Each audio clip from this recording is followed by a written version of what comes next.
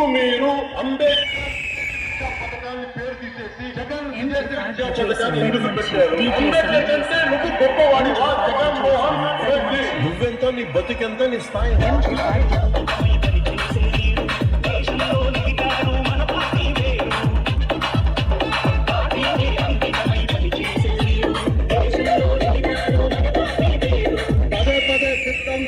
సిద్ధం అంటారు. దేనికే సిద్ధం? జైలుకు వెళ్ళేదానికి సిద్ధం, జైలుకు పంపించేదానికి మీరు సిద్ధమా అని ప్రజలందరూ నేను అడుగుతున్నా.